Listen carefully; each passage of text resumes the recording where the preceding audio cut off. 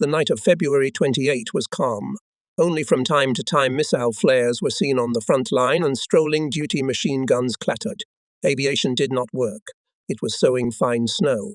Through the torn clouds running across the sky glimpsed a dim disk of the moon. In the location of the headquarters of the division reigned animation, slammed the doors of dugouts. Now and then departed cavalrymen, Vestovi echoed, hurried on business messengers. The unfamiliar faces of soldiers and officers glimmered, and strange voices were heard. In the morning came an order from the army headquarters. The division was withdrawn to the reserve. In the afternoon came representatives of the replacements, then the commanders of units and subdivisions of the 194th Infantry Division. For several hours with our help they studied the front line, fire system, engineering structures of the enemy, got acquainted with intelligence behavior of the Germans. They drew maps and schemes of our defense system. In the first half of the night began to move units and parts. Our infantrymen, mortarmen, artillerymen, sappers went to the rear and their places in rifle cells, on machine gun platforms, mortar and artillery positions, in trenches and dugouts were occupied by people who by rank and position they were in a spacious, two-roofed headquarters dugout, with a red-hot iron stove in the middle. The telephones were crackling. The load on the communication lines was double. Officers were settling unforeseen questions, which in such cases always turns out to be a lot. Above the marching tables of the chiefs of services, smoke. Officers of the staff tell shift officers about the peculiarities of the defense, the behavior of the enemy, draw up documents, map the situation, and almost all of them smoke. It can't be helped, it's a frontline habit. Smoky. Colonel Danielovsky went into the room. It's like hanging up an axe. Everyone stood up. Sit down. Fyodor Semyonovich waved his hand. Go on working. Fyodor Semyonovich Danielovsky returned to the division at the beginning of the month. We were sincerely happy about it. We worked with him and, as they say, understood him half-heartedly. Lieutenant Colonel Abashev, Chief of Staff, returned with him. The departure of the commander, and then the Chief of Staff, in the midst of the battles, to some extent affected our work. Other people came to the leadership of the division. The requirements became different. Naturally, the restructuring of our work affected regiments, battalions, other links of the divisional mechanism and caused a certain reaction, talk. Now, in the words of Pyotr Vasilievich Rumyantsev, everything is in its place. Comrade Colonel, Massey came to Danilovsky Intelligence Chief Major Korotayev, the Combat Guard reports. The Germans behave calmly. The regiments have changed. Will you allow my guys to give up their positions? Yes. Valentin Ivanovich changed scouts and take them to the rear. Scenes took place in an organized manner. The enemy didn't show any concern. Apparently, he didn't notice anything. In the morning, the units met on the march. The division followed the route. Zaivanyevo, Eleni Kapustevich, Zakodi, a small railroad station Vasilevichi. The formation has thinned. Me passing the column of the regiment, Lieutenant Colonel Abashev could not stand it. Oh, how thinned out. We were passed by units of the 828th Rifle Regiment, in battalion columns of 70 to 90 men, no more, in machine gun and anti-tank gun crews, one each, in mortar and artillery columns, 2 or 3 men each. The soldiers walked with a tired step, indifferently looking ahead or at their feet. On a mule horse near us stopped the regiment commander. Nikolai Viktorovich, how many active bayonets in the line? Reach the 140. Lieutenant Colonel Krasovsky took off his hat, wiped his shaved head with a handkerchief, sighed heavily. Dubrava and Pritikar were not easy for us. We lost a lot of people, and what kind of people? Experienced, real fighters. The car with the division commander, the head of the political department, approached, and after it rolled up a trophy bus with the chiefs of services. The officers got out of the cars. The staff is assembled, said Peter Grigorievich Zavago. Shall we begin, Fyodor Semyonovich? Danilovsky nodded in agreement. Neki comrades, Zavago's voice sounded excited. The order has been received. On March 2, loading into echelons. The destination station is Nizhyn. We're leaving for additional staffing, rest and training. Peter Grigorievich was silent, looked after the column of Sapper battalion moving away from us, and continued. We withstood a difficult test with you. Remember Unica, the bridgehead on the right bank of the Soch, Dubrava, Pritika, dozens of other places where we had to fight the enemy. Everywhere the soldiers and commanders showed bravery. With excitement we listened to the political commander. Indeed, in the most difficult conditions we had to fight. Not by chance the division was dubbed swampy, impenetrable. At night we will long be haunted by disturbing dreams, forcing of many rivers and rivulets, swamps, horses, equipment, people falling into the mire, starting from 40 packs and ending with provisions. The soldiers carried everything on their backs, dirty, ragged, tired, but invincible. The head of the political department of the division told us about the feat of the personnel of Tasmikin and Lyagnev companies near Barakov. Having broken forward, the units together with their supporting 45mm guns were surrounded. One after another enemy attacks followed. Our fighters held back the onslaught of the enemy, exterminated the German infantry, destroyed his firepower, burned tanks and armoured personnel carriers. Fascists, not counting losses, climbed on a breakthrough. At noon, the companies withstood a frantic attack of the reinforced battalion. The enemy rolled back with heavy losses. There was a respite, but it did not last long. Hitlerites again made an artillery and mortar strike on the positions of the companies, then went on the attack. Ammunition was running out, and the artillerymen had already run out of it. It was decided to go for a breakthrough. Having let the enemy near, the infantrymen threw grenades at him and rushed forward. A hand-to-hand fight ensued. With bayonet butt, shovel our soldiers were making their way. Several Hitlerites rushed at Private Diverk. With the butt of his carbine, the artilleryman stunned one. Then the stock of the rifle butt shattered into splinters from the cue of a fascist machine gun. What to do? His gaze fell on a German grenade with a long handle lying nearby. Diverk picked it up and threw it. The Nazis flinched to the sides, fell. This time was enough for the soldier to snatch a machine gun from the hands of the killed Hitlerite. With the exclamation, "Take that, you bastards," he began to shoot the enemies who surrounded him. But no matter how hard our soldiers tried, the forces were unequal. Most of the brave men died. Their courage and fortitude were told about by Petty Officer Kornilov, Senior Sergeant Kodikov, Private Melchikov, who broke through the enemy's ring. Lieutenant Colonel Zhivago coughed, and in a deaf voice concluded, "Every feat of soldiers and commanders we must bring to the survivors. Do not forget to say thank you to the soldier. He deserves it, our soldier. He bore everything and did his best." Vasilevich met us with black openings of windows of half-burned houses, piles of mangled, no longer needed military equipment. Only a few days ago there had been fighting here. On March 2, loading into echelons began. The first to leave was the 862nd Infantry Regiment. The division command together with the communication company and sapper battalion were loaded into the second train. The next day were sent artillery, 889th and 828th Rifle Regiments and the rest of the units. After sleepless nights at the front, one sleeps sweetly on the wagon bunks. The hay purchased by caring households from the forester near Vasilevich smells fragrant. The dry grass smells something familiar and close. And if it were not for the measured shaking of the Teplish car and steam locomotive horns, you would think that you were at home, in the hayloft where you spent so many nights during the years of childhood and youth. The echelon stands for a long time at stations and semi-stations. Green Street to the trains going to the front, trains with red crosses on the cars. Our turn is the last. That's really a sleepy kingdom. Major Rumiantsev waves towards the Teplashki at one of the stops.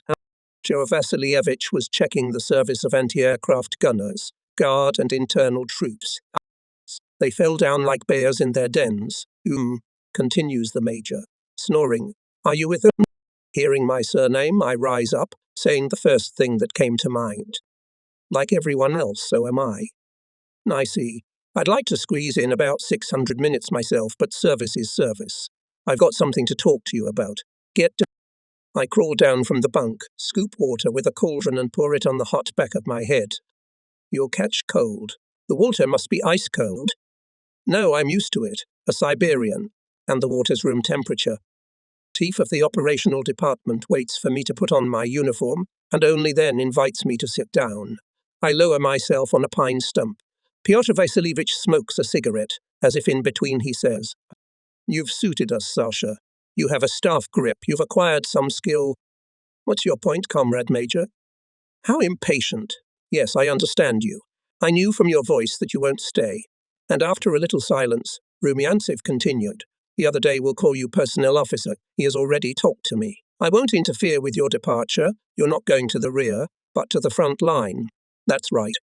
Major Rumyantsev took a puff of smoke, sighed, waved his hand through the half-smoked cigarette into the door of the blazing hot bourgeoiska. Got up. I'm going to take a nap. What a piece of news. I didn't ask Pyotr Vasilievich any questions, though I wanted to know where he would be sent. But is it tactful to ask? And I didn't dare. See, the carriage jerked and rolled along the rails. Someone's loud voice was hurrying the stragglers. The green light of a semaphore flashed in the square of a tiny window.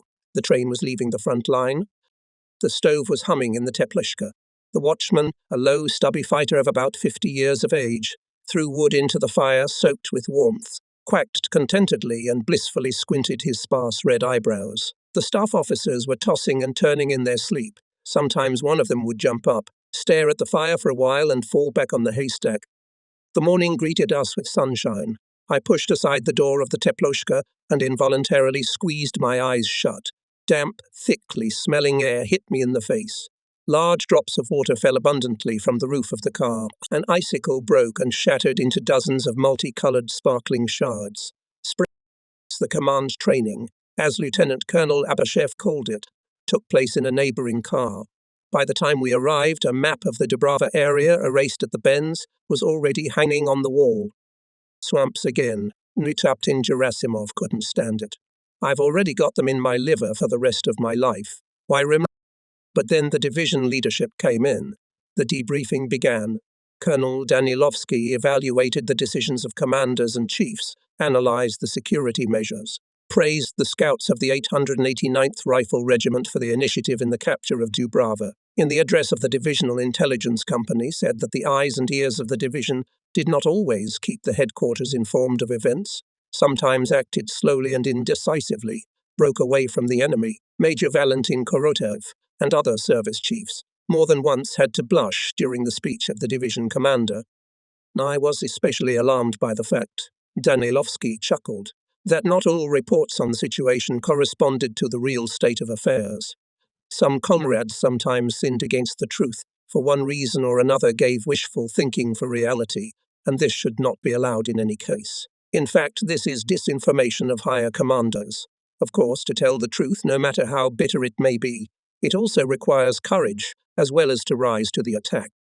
The division commander was referring to the case of the Chief of Staff of the 828th Rifle Regiment. During the battle for Dubrava, the regiment tripped on a water-filled drainage ditch, not very wide, but located in the open space and shot by the enemy. This obstacle spoiled a lot of nerves. For several hours there was a battle for it. The Corps headquarters was in a hurry to take the village, and the damn ditch slowed down the whole thing. We, of course, pressed on the regiment commander Krasovsky, and finally the report. We passed the ditch.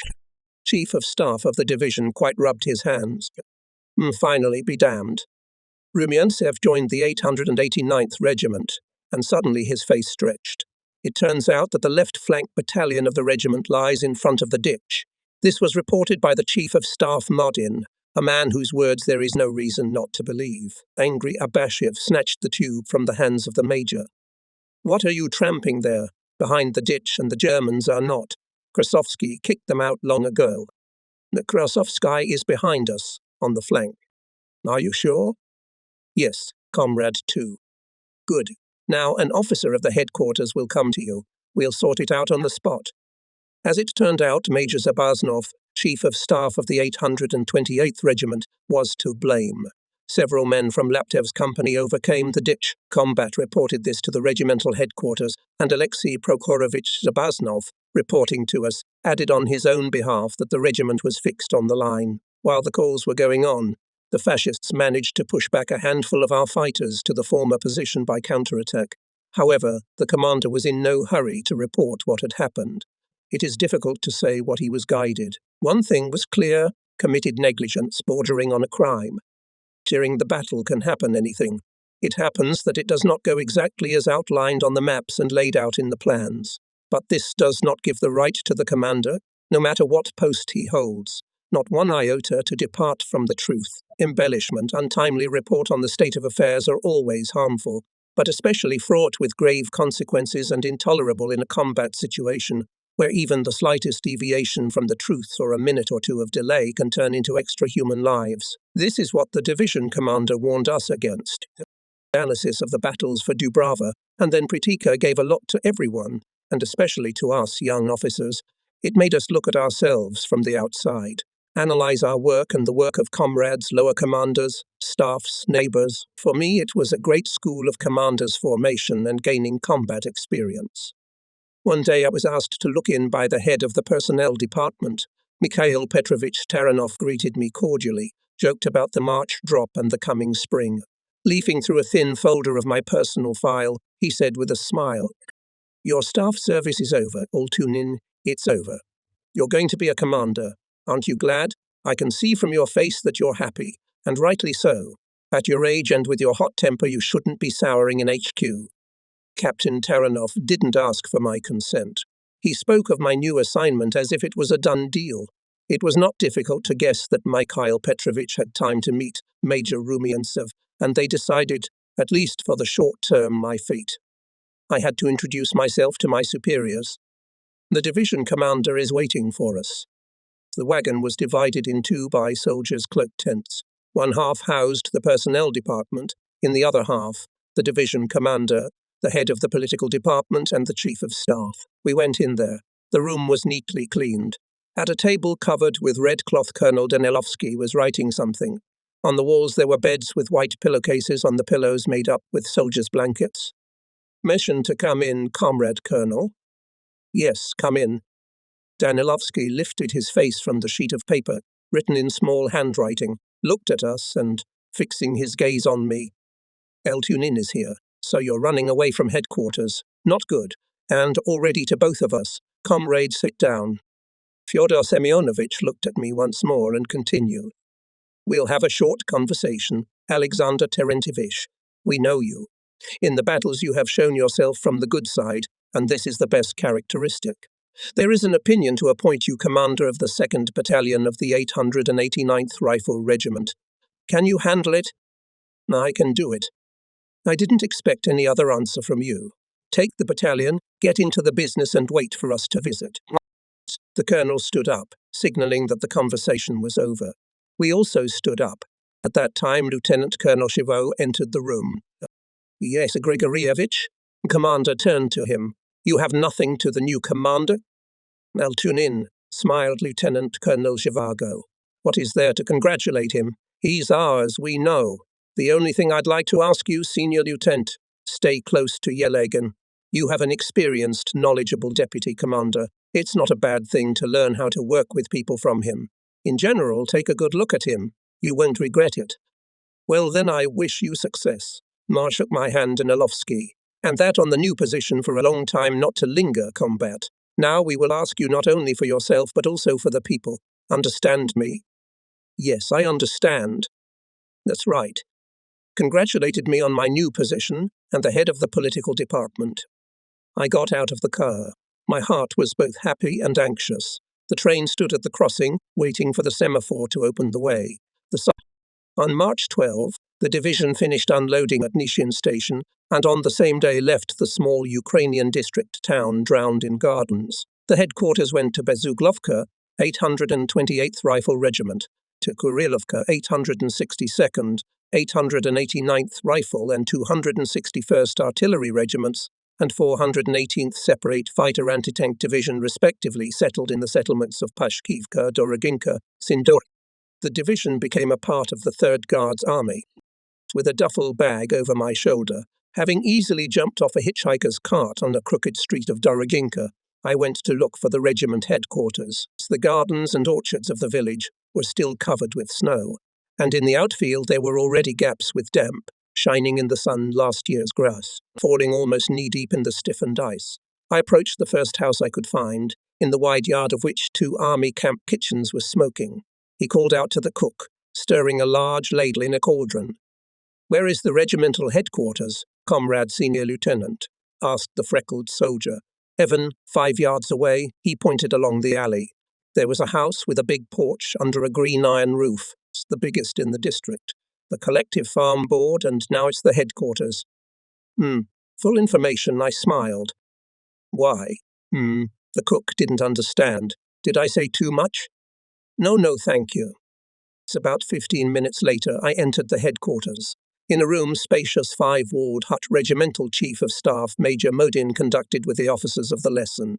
I sat down on the free edge of a wide bench and waited for a break. Nikolai Sergeyevich, noticing me, smiled. I am listening to you. I reported my arrival. Modin listened and in response cordially said, By the way, arrived. We analyzed the actions of the rifle company in the forest and swampy terrain. Sit down, listen. Maybe you'll take something for yourself, especially since Major Pavyuk is away.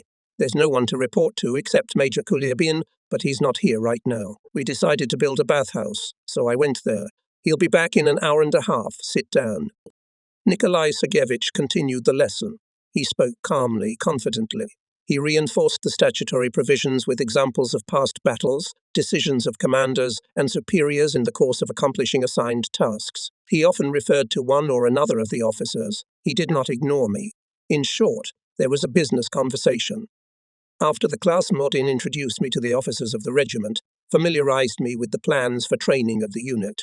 Half-month training of the personnel was mainly reduced to practical training but actions in various combat conditions. The exception were officers, for whom were planned theoretical lectures, tactical briefings, taking credits for statutes and manuals, seminars, and the incoming replenishment, the basis of work with which was based on the study of the material part of the weapon and single training. Over 2/3 of the time was devoted to tactical training, the crown of which was live-fire exercises. A lot of time was devoted to combat operations in wooded and swampy terrain, forcing water obstacles, especially at night.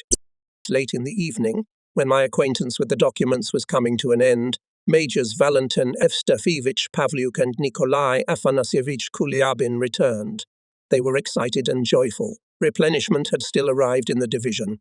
It became known that the material part of the fighter anti-tank artillery was being replaced by 57 MAM guns, which had proved themselves to be the best. Seeing me, Pavlyuk said quite contentedly, "You've finally shown up, you lost soul.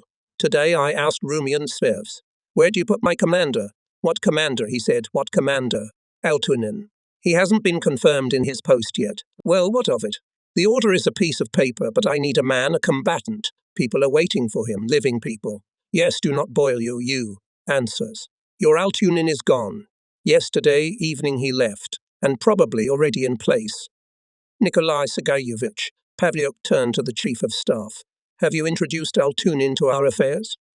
"Yes, I introduced him. I introduced him to the officers of the regiment." "That's good. Have you been to the battalion?" "Not yet." "We'll go together. Nikolai Afanasyevich, won't you keep us company?" "Of course I will. I need to talk to Yelagin. He's got no party organization in the 4th Company, and the political department is pushing him.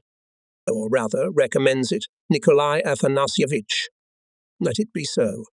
20 minutes later, we entered the battalion headquarters, a small but cozy hut under a hewn roof. Here they were waiting for us. A captain of medium height, thin, with a black mustache, about 40 years old, gave a command. "At ease." Pavlyuk stopped him and nodded in my direction. "The new battalion commander has arrived. You have already been introduced to him. I just want to add that he is a frontline soldier. Please love and complain." Valentin Evstafievich took me under his arm and introduced the captain. "Bakarin Nikolai Yakovlevich, your deputy in formation, Alexander Terentievich." We shook hands firmly. Adjutant Senior Battalion Captain Okremenko. He introduced another officer, clearly taking under the Lieutenant Yelagin, the deputy commander of the political part. Me stood up at the command attention, a dense man. Ivanovich added, standing next to Major Kulyabin. They sat down at a large washed-to-yellow peasant table. The regiment commander asked about the progress of classes in the battalion, preparation for platoon tactical exercises with live firing. Captain Bukharin leisurely began to report. Everyone listened to him attentively. The case touched on developments. Adjutant Senior presented several options. "Not bad. Familiarized with them?" said Pavlyuk and passed to me. "What is your opinion?" "The developments were mostly done well, except that the situation needs to be complicated at certain stages." "That's what I mean." Pavlyuk smiled. "Only not a little, but to the limit. make commanders and fighters to work with full commitment and even more. In training should follow Suvorov's formula: hard in training, easy in battle. Better sweat than excessive blood, you inserted Kolyabin. We discussed the upcoming tactical and formation training, firing. We talked about personnel. In the coming days, the rank and file will fully get, assured Major Pavlyuk, understaffing sergeants to solve at the expense of experienced and distinguished in-combat fighters. Training companies suffered heavy losses, and do not count on it. You're staffed with officers. There is no battalion partorg, sighed Lieutenant Yeligin. Didn't you pick him up? Major Kolyabin looked at him. How many communists there are in the battalion, and here you are? No, so they didn't pick them up if I'm asking them to. Officers are mostly of Komsomol age. Among petty officers and sergeants, there are some with life experience but not enough literacy. Well, Ivan Arvich, you'll get a ready-made partorg. Is there really no one? Nikolai Afanasyevich, there was more than one, but you know the last battles, and the communists were ahead of us. Oh, right. Kolyabin was silent. We'll find you a party leader. We talked about creating a party organization in the 4th Company, and this issue was resolved positively. Pavlyuk and Kolyabin left. A talkative hostess in her 50s set the table. It's a sin not to eat Nijinsky cucumbers, she began in Ukrainian. Our region is famous for them all over Russia. Sit down and eat. I've prepared some bouillon and lard. Thank God the Germans rarely visited us. They didn't loot us like in other places. I didn't want to upset the landlady, and, admittedly, I hadn't tasted home food for a long time. Everything was from a soldier's cauldron, or even only canned food. I sat down, invited the orderly to the table. With pleasure they ate boiled potatoes with crispy cucumbers, lard and freshly baked homemade bread, the smell of which, when they entered the house, even took their breath away. Train was late, and I had to get up early the next day, so I decided to go to bed. Despite a busy day, I could not fall asleep for a long time. I was disturbed by the rush of affairs and worries. I didn't want, as they say, to face the mud. At dawn we were on our feet. The village street met us with silence. Stove stacks threw curly jets of white smoke into the blue sky. Cocks crowed belatedly. A dog barked fiercely in the neighbouring yard. All of this smelled familiar, but already forgotten. My heart beat joyfully. Peaceful life, fatherly home, how little we appreciate you in our youth. Soldiers ran out of the white Ukrainian huts. Some with buckets ran to the well, others rubbed themselves with snow. They shouted, joked, laughed. Here and there were heard imperious voices. Commanders were hurrying their subordinates. Mizatoon, line up. Came the command. Dozens of boots clattered on the road ice, formed overnight. A kettle dropped by someone rang. An explosion of laughter and voices was heard. A new day had begun, with its difficulties and worries, joys and sorrows, a day of frontline life. The impression of the battalion's cantonment was not bad. The units were placed in peasant yards.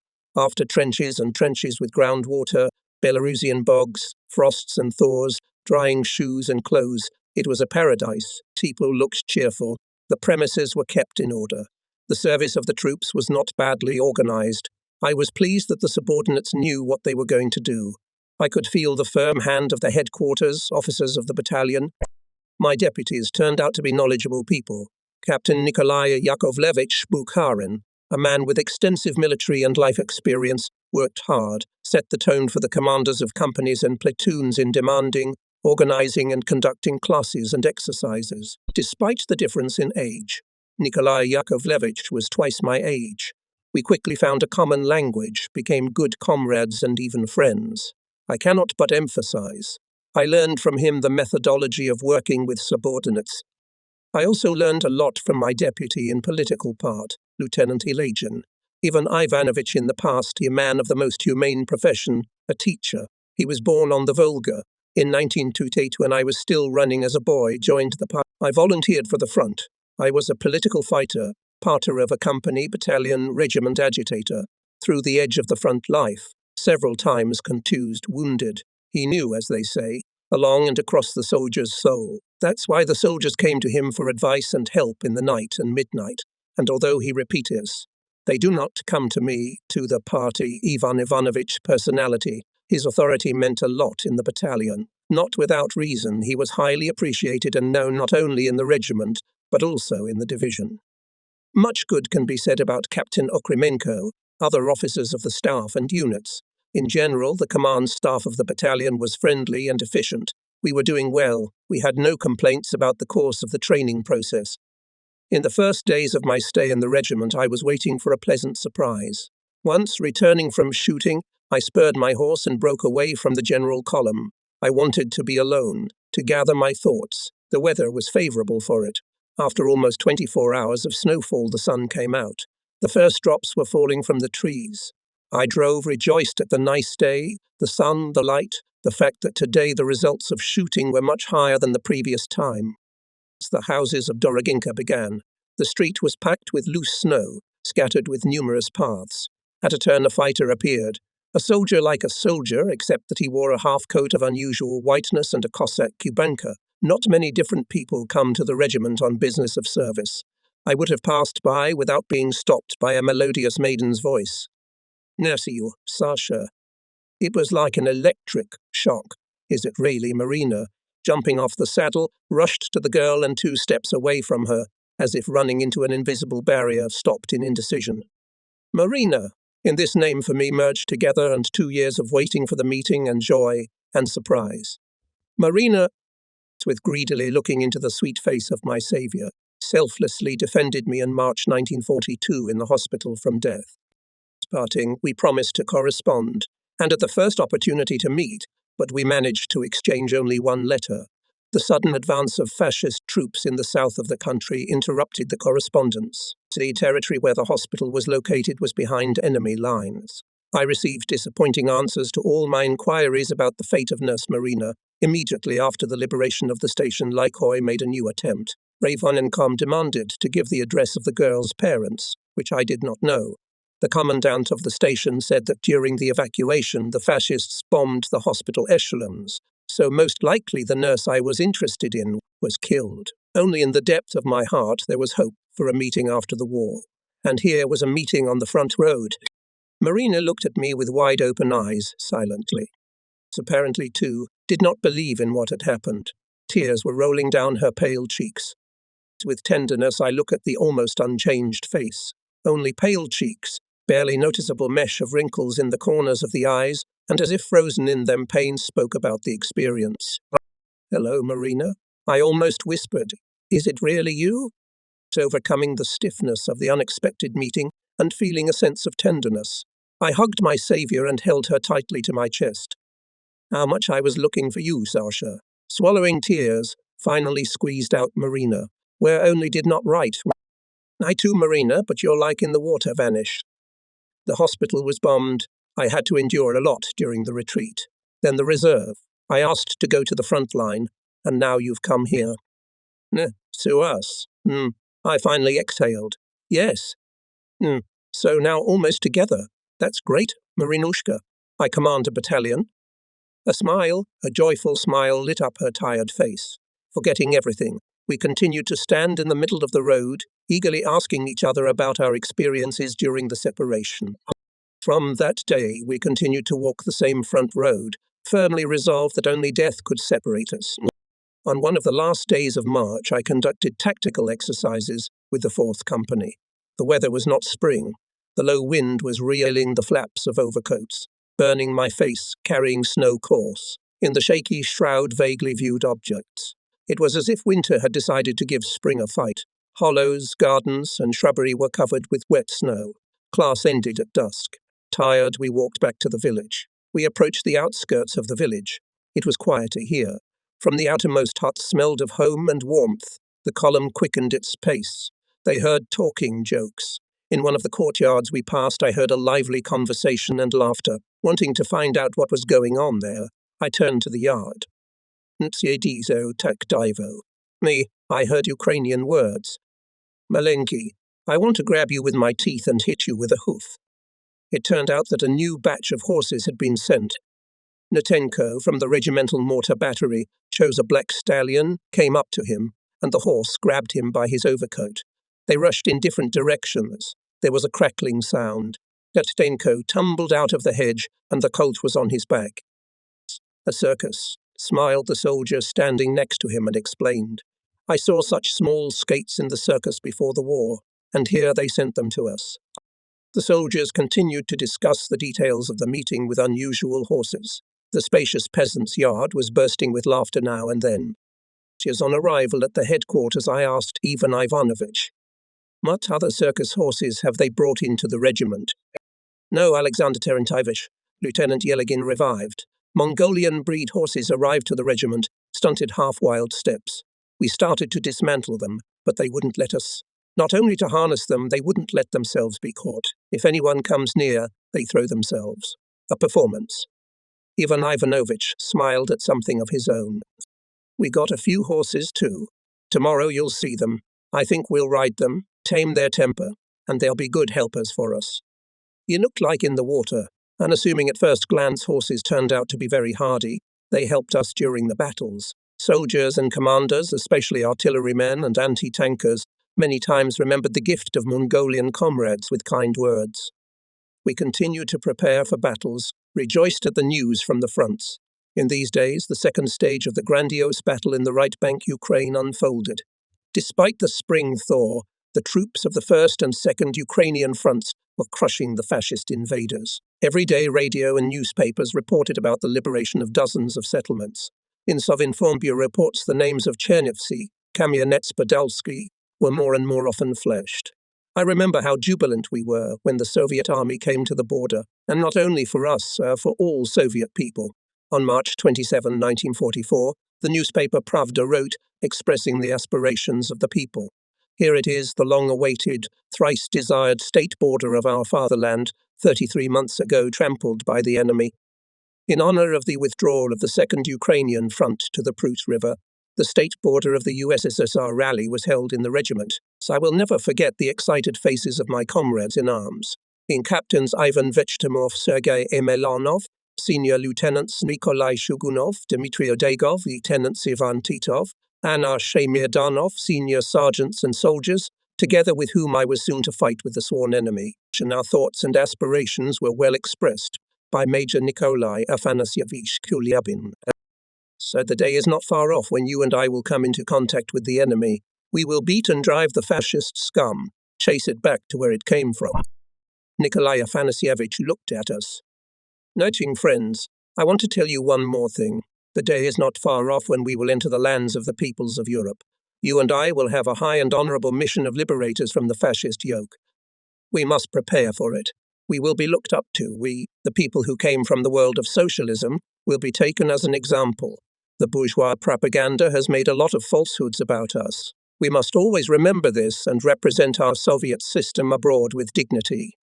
In the plans of combat and political training of personnel from these days, more and more often began to meet issues related to the upcoming actions on the territory of neighboring countries. The topics of information, lectures, reports, conversations often began to be devoted to the political situation in Poland, Bulgaria, Czechoslovakia, Hungary, Yugoslavia, Romania, the peoples of which launched the anti-fascist. The commanders and political workers took materials for speeches from the periodicals. The newspapers Pravda and Izvestia, Krasnaya Zvezda and others, magazines at that time paid much attention to this issue. We realized that the stay in the reserve could end any day, and we hurried with the formation of units. The battalion held platoon and company tactical exercises with live firing, and preparations for regimental ones began. I don't remember exactly, but somewhere in the first days of April I conducted a tactical and formation training with the battalion. I was tired during the day, and the personnel couldn't feel their legs at all. It's a joke. In the unbroken mud on the hillocks and ravines, almost 24 kilometers ran. Moreover, with the deployment and numerous inputs, the frontline soldiers were still cheerful, but the young people were getting cold feet. Naturally, the look of all of us left much to be desired. The battalion column was pulling into the village street. Having spurred the horse, I hurried to the apartment. I decided to tidy up quickly. In the evening there was to be a meeting with the regiment commander. Just threw off his overcoat and went to the washstand. A messenger from the headquarters came running into the house. "Mohammed, Senior Lieutenant, the general is asking for you." "Oh, he's so angry," he yelled at the duty officer. "What's wrong? Why is he scolding you?" "I don't know." tiptoe pulling on his uniform, tucking his harness under his epaulettes, he jumped out of the gate. On a broken dirt road dividing in half a small village paddock, a car stuck splattered with mud. A group of military men stood near the car. I ran up to them and saw the general. "Are they yours?" He nodded in the direction of the battalion units beginning to disperse from the village yards. "That's right. A gypsy tabor. What a sight of soldiers and officers. In the mud, dishevelled. We're coming back from tactical training. Maposhikonsi, they've disbanded the men. They hold their weapons like sticks. It's not troops. It's a damn thing. But, what's your last name?" The general wouldn't listen to me. He turned to one of the officers. "Write it down." That was the end of my meeting with the corps commander, Major General Donskov. I do not know what mood Semyon Ivanovich was in that day, but acquaintance with him left me with an unpleasant residue, all the more so because a few days later an order arrived about my non-compliance with my position. This punishment was the first and the last for my service in the army. Rude shouting haste to make this or that decision with regard to a subordinate does not colour a commander of any rank. A person who respects people and himself will never act like that. Later military service brought me together with commanders and military leaders demanding, but tactful, able to delve into the essence of the matter and calmly make a decision on it. I warmly remember Colonel F. H. A. Bishev, General F. A. S. D. Danilovsky, Marshals of the Soviet Union R. E. Y. Malinovsky A., Beshko M.V., Zakharov and many others, demanding without insulting. That is what characterizes their work. This is how it should be. I remember that at that time I was knocked out of the usual service rut for a long time, and I was going through what happened. The bitter residue did not pass even 4 months later, when Semyon Ivanovich Donskov signed my submission for the hero of the Soviet Union, and now, many years later, it is unpleasant to remember it. Continuing combat training, we held party, komsomol and general meetings in companies, preparing for the battalion party meeting. Ivan Ivanovich Yelagin invited me to make a report at the meeting. I started to refer to busyness. "No, Alexander Terentyevich," insisted Yelagin. "You are a communist commander directing the work of the party organization. Who else but you to set the tone? Don't worry about the report, I'll help you." The meeting went well. Communists in a business-like manner talked about our successes, revealed shortcomings in the educational process, made suggestions for their elimination. At a late dinner, Ivan Ivanovich answered the question that was bothering. The report, Alexander Terentyevich, turned out well. You managed to grasp the main thing and present it in an interesting way. Now, praise Ivan Ivanovich. A lot of things didn't work out. I want to say it, but I can't express it yet. I don't think I'm praising you. I'm telling the truth, but it's good that you're not satisfied with yourself. Yelagin took a sip of tea, smiled, and offered, "The day after tomorrow we have political information for the personnel. Won't you give it? Tell us about the events in the Crimea. By the way, you fought there. These days the troops of the 4th Ukrainian Front of Army General F.I., Tobukin, the separate seaside army of Army General A.I., Eremenko sailors, Erenko sailors of the Black Sea Fleet, and the Azov flotilla were crushing the fascist 17th Army in the Crimea. The commander of this army, General Eniki, a specialist in creating fortifications, lost one defensive position after another. Despite the stubborn resistance of the enemy, our troops were taken Armyansk, Kerch, Evpatoria, Yalta, Simferopol, Bakhchisarai, Suda. The next in line was the glorious Sevastopol. About all this I told the fighters and commanders at the next political information.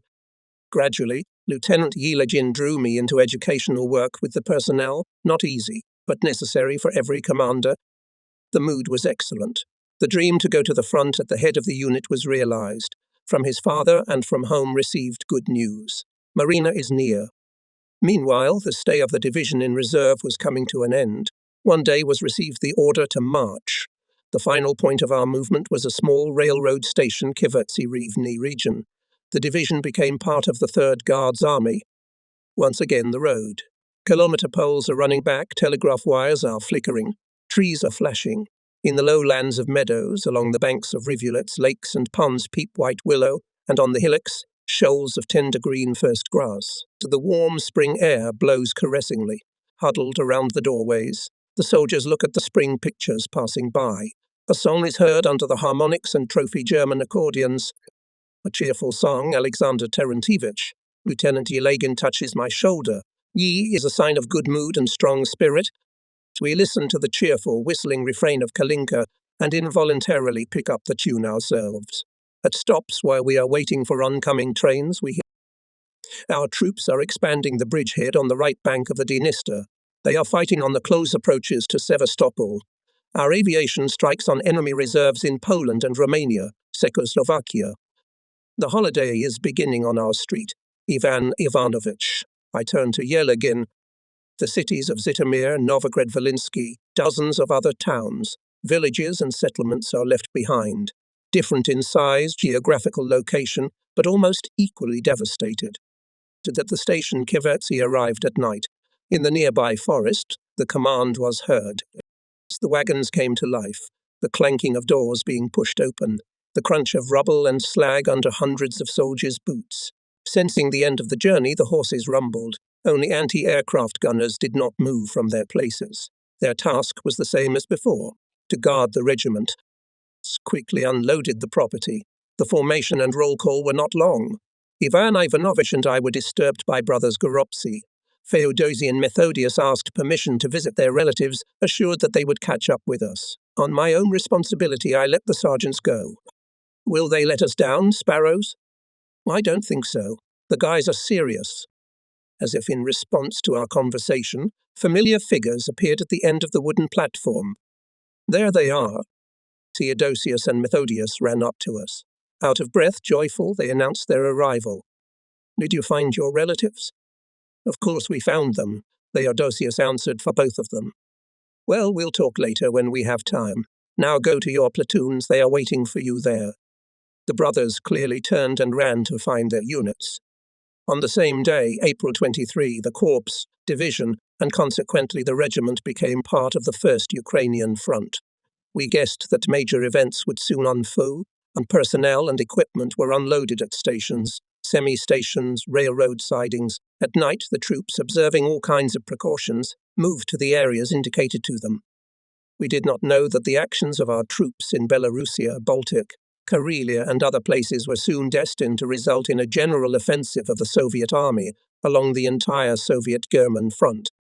On the 1st of May, the units concentrated in the forests.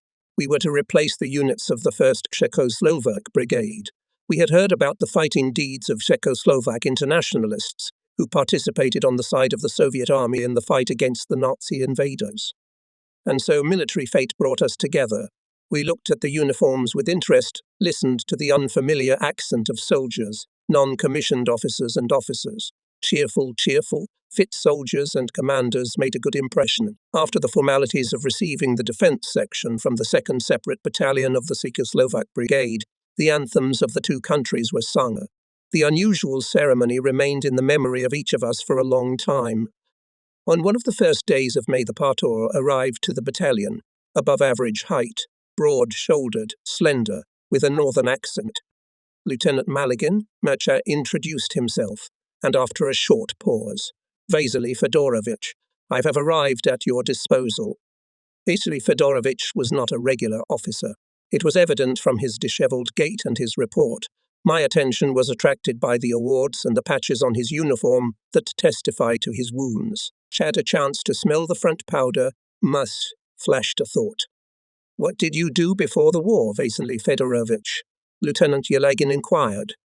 I'll stay a forester in the Arkhangelsk region. I started the war as a political fighter.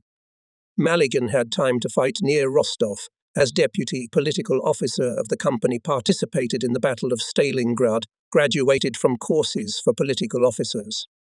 He makes a good impression. Ivan Ivanovich expressed his opinion after the lieutenant left. He has combat experience, understands the issues of party political work. I also have such an opinion. So the battalion was replenished with one more officer. The party leader turned out to be a man of no time. Vasily Fedorovich more than once led people into the attacks, helped fighters and commanders to hold in the defense, but it was a little later.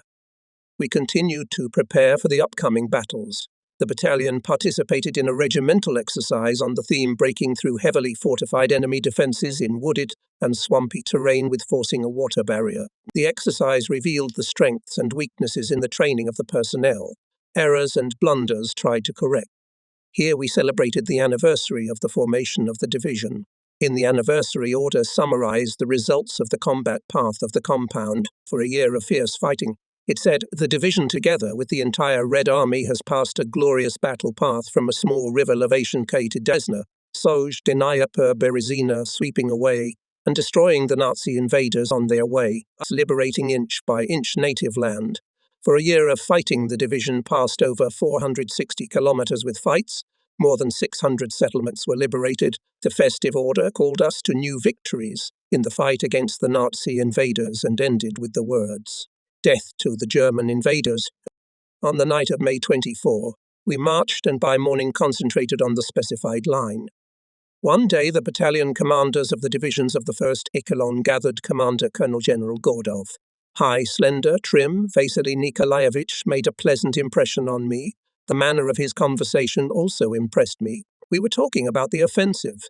Vasily Nikolaevich outlined the situation in general terms, then began to be interested in how the combatants know the tactical and technical characteristics of the weapons in service of the rifle regiment and know how to use them in battle, how familiar with mines, wire fences, not only ours, but also German.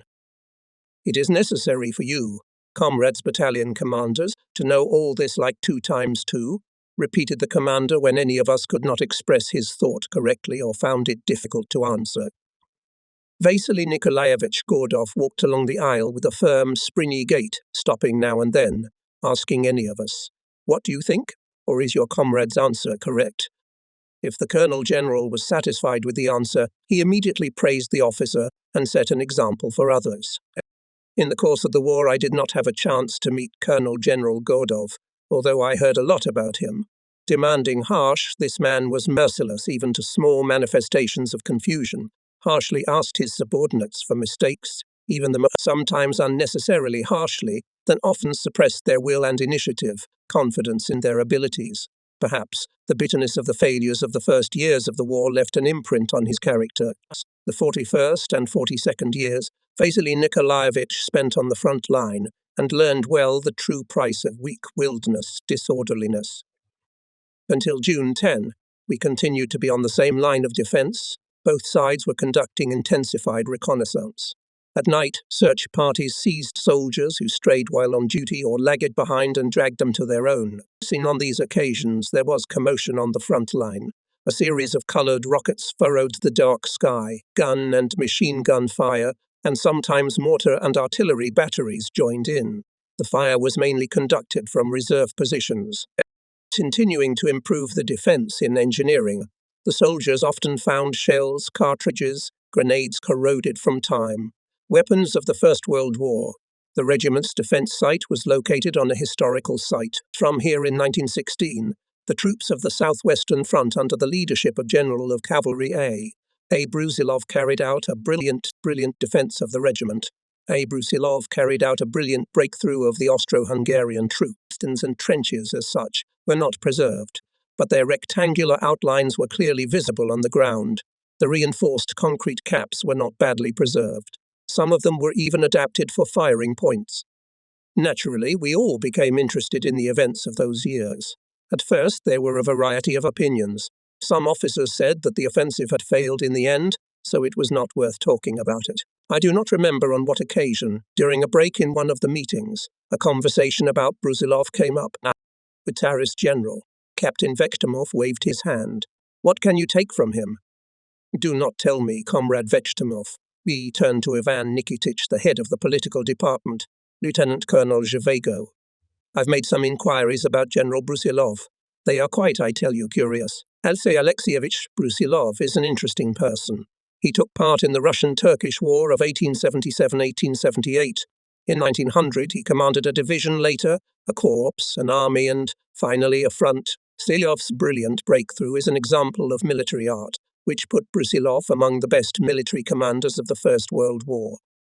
Brusilov was wrong in his assessment of the revolutionary events taking place in Russia. But already in 1920 he issued a proclamation to former officers, in which he called on them to defend Soviet Russia from the aggression of bourgeois and medieval Poland. In 1923 he was Inspector of Cavalry of the Red Army. In 1924 he retired, but remained at the disposal of the Revolutionary Military Council. And in the end it is not about General Brusilov, although he is not such a simple figure in the history of the Russian army, but in the glory of our national arms, in the heroism of Russian soldiers and officers, their courage and devotion to the motherland. This is what we need to emphasize in conversations with soldiers and commanders. We found in our regiment and a living witness to the events that took place nearly 30 years ago. With interest listened to the soldiers' memories of Sergeant Romanov, a participant in the First World War, Cavalier of St. George. He told about his fellow soldiers of those distant years, who fought in the name of Mother Russia, about their courage, fortitude, selflessness. Zakhar Petrovich had something to say about the fighting deeds of his friends, with whom he travelled the fiery roads of that, and he himself added the Order of Glory of the II degree to those old military awards. Party and Komsomol meetings were held in those days. The best of the best soldiers joined the party and Komsomol. We had Volodya Baranov, an energetic, cheerful man. He cared about everything, starting from the issues of combat training and end with small details of the soldier's rest, an issue of combat leaflets, flyers, textual readings of newspapers, discussion of articles of various nature, organization of question and answer evenings. How can you list all that this restless man did? Where he was, there were jokes, laughter and songs. The members of the Komsomol Bureau, enterprising, assertive in their work, matched him. That's why the Komsomol work in the battalion, and in the companies, as they say, with a key. Komsomol members were good assistants to commanders in all our affairs. In the battalion, on the initiative of Komsomol activists, exchanged experience of masters of fire, from small arms and artillery weapons, held a gathering of gunners of machine guns, anti-tank guns, mortars and guns. We lived the upcoming offensive and waited for changes on the fronts of the Great Patriotic War. Sovinform Bureau reports, newspapers summarized the results of the autumn, winter and spring campaigns, reported on local battles. The enemy was defeated near Leningrad and Novgorod, in Ukraine, and the Crimea.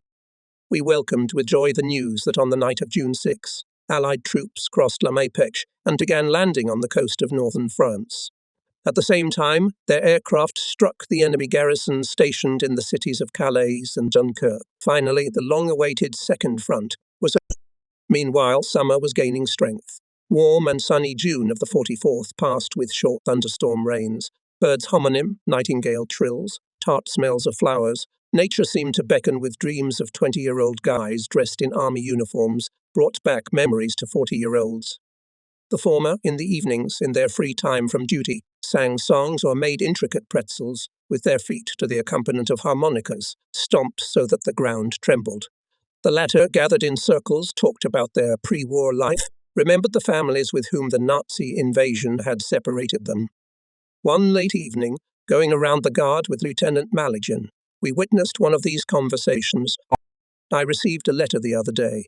My family wrote how they had dropped out, though it was difficult. Only women were left in the village. My wife says that a neighbor sent a letter to his wife. He is fighting on the Leningrad front. He wrote that he had acquired a finca. The neighbor was indignant. My neighbor fell for it too. She asked me, "You must have found a woman there too. Why don't you write letters home? I'll get my act together and I'll pull her eyes out and your eyes too. You old sinner." A burst of laughter drowned out the voices for a while. We approached a group of soldiers sitting near the dugout. The soldiers stood up. So what about the finca, Comrade Zverev? Nay, confused, Comrade Senior Lieutenant, cold weapons with nationality. We, answered a broad-shouldered, 40-something soldier. The soldiers jumped with laughter. Sit down, and me and the party will sit down too.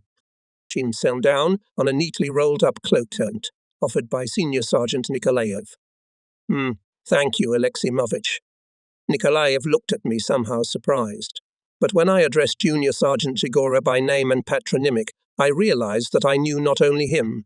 It was a small detail, but it somehow immediately favored us soldiers and sergeants. We had a relaxed conversation about our affairs, about the offensive of the Leningrad front, the Allies, the 3rd anniversary of the beginning of the Great Patriotic War, and it so happened that almost everyone remembered the comrades who died on the front line. Without their feet, summarized the conversation Vasily Fyodorovich Maligan. There would be no today our day. They were the first. They did not falter. May the land of the fatherland be in their souls. They started, and we must finish the defeat of the fascists. It's our sacred duty before their blessed. In the silence we could hear a corncrake shrieking, and in the neighbouring marsh a spruce grouse, awakened by someone, was giving its voice. We could hear the whistling of the air, full of night moisture, being cut by the wings of bats. Will we go soon? Private Aksabe Mildenov broke the prolonged pause and looked up at me with a swarthy face with slanting eyes. Soon, comrades, soon. In the first days of July, the command began to pay more attention to reconnaissance work. We spent most of our time on the front line or at the layout of the area of the upcoming battles. Again and again practiced possible variants of the course of hostilities. The commander and chief of staff demanded more and more new information about the enemy. Subordinates of Major Valentin Korotayev together with regimental scouts worked at full strength.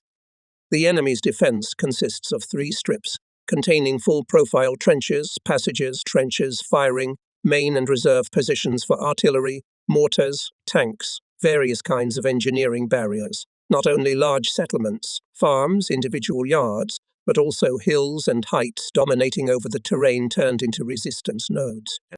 The enemy created strongholds in Kiselin, Ozdutichi, Semerinka, Lukuvom. Especially the fascists strengthened Vladimir Volinsky.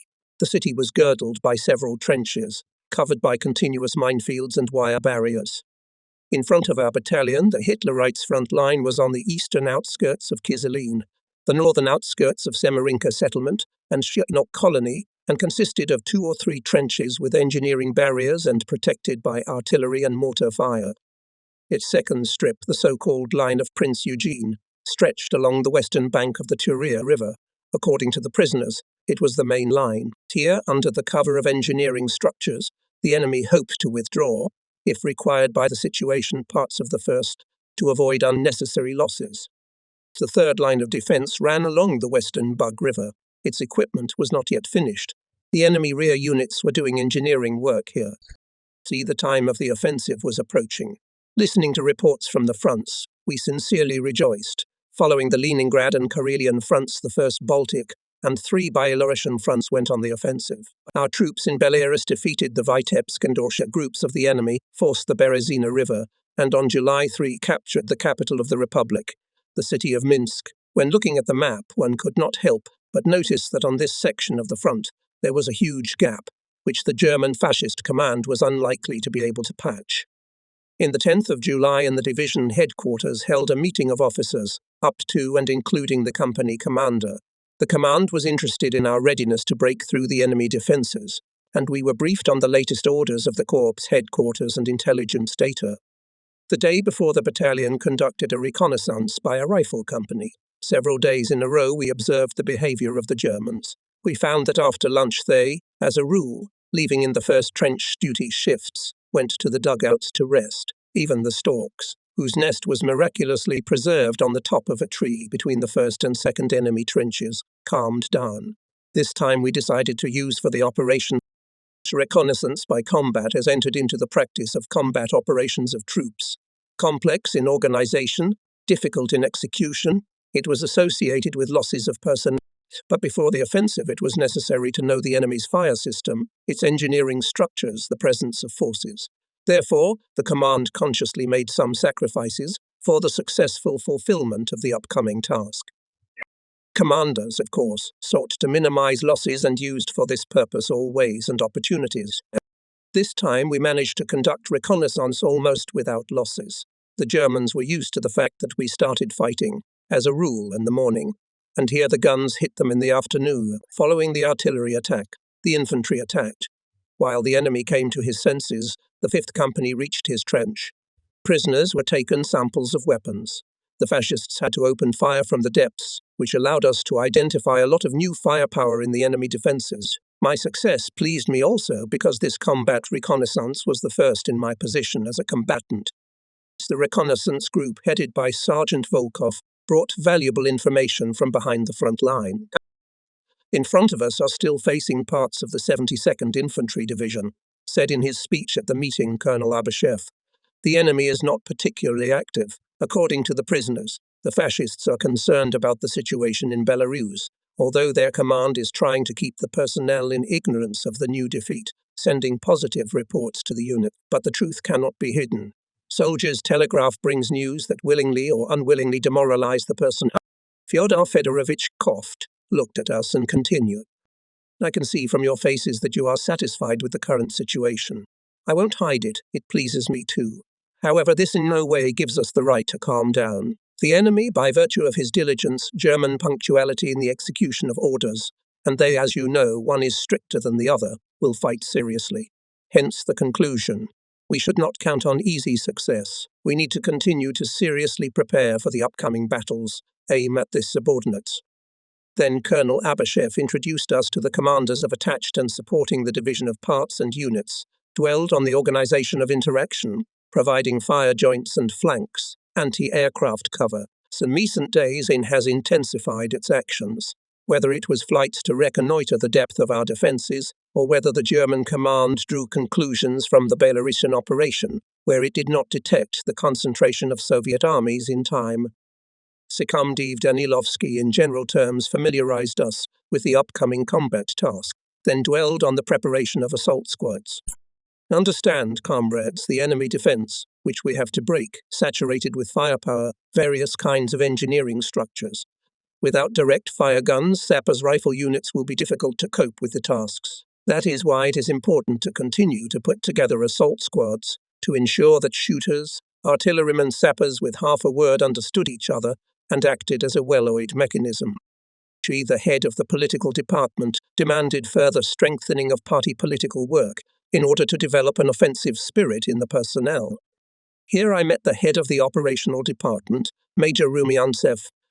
Heard about you, Sasha, said Peter Vasilievich. I'm glad that everything is going well. Your superiors are pleased with you. Congratulations on your promotion to the rank of captain. Rumiantsev shook my hand warmly, took a step back, squinted his eyes. Well, of course, you are due. But obviously noticing my embarrassment, hastened to say, No, just kidding. You know I'm not into potions, he said. But because of the fact that you rarely call, I take offense. You're upstairs. We're downstairs. We respect the chain of command. We don't bother our superiors. I got out of it. Pyotr Vasilievich smiled. He took me under his arm, took me aside. We haven't told anyone yet, but it's about to start. We're waiting for the order. Get ready. This is the first exam for you in your new position. Thank you, Pyotr Vasilievich. I'll try to pass this exam. No sooner had I returned to the battalion than I got a call from regimental headquarters. Major Pavliuk was assembling the officers. The orderly saddled the horses again, hurried with Yelagin to the call. In a small headquarters dugout, so many people that there was no place to fall. And by the faces of the officers of the headquarters, it was easy to guess. Something had happened. Received an order, began the meeting Valentin Evstafievich Pavliuk. Tomorrow we go on the offensive. Finally, involuntarily burst out at the commander of the 1st Battalion. Shendyuk elaborated on the upcoming task, warned of the need to monitor the enemy. According to agency data, the Nazis may withdraw from the line of defense. It is important not to miss the moment, to organize a timely pursuit. Chief of Staff Major Nikolai Sergeyevich Modin familiarized us with the content of the combat order, demanded to bring it to the commanders of companies, platoons and all personnel, once again check all documents. On our return to the battalion with Lieutenant Yelagin, we discussed the placement of political workers in the units. Time flew imperceptibly in business.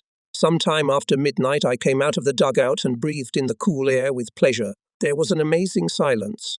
Even the frogs had stopped their croaking on the nearby sedge-covered lake, and only from time to time the voices of a brood of ducks, disturbed by someone, came from midnight. Alexander Terentyevich. Bukharin's bass voice came from behind. So are you, Nikolai Yakovlevich? Bukharin came closer, stopped. One could hear the wheel of a cigarette lighter flickering in his hand, smelling of cigarette smoke. From the left flank of the front, from behind the hills and forests, came a rumble. We did not pay much attention to it. Little else can happen on the front line. But as it turned out, it was the advanced detachments of the advancing units began a reconnaissance battle. In our lane was still quiet. In the conversation we did not notice how the edge of the sky turned white, and from the neighbouring lake came the sounds of a growing concert of its inhabitants. A cuckoo gave its voice from the older forest. A new day was dawning.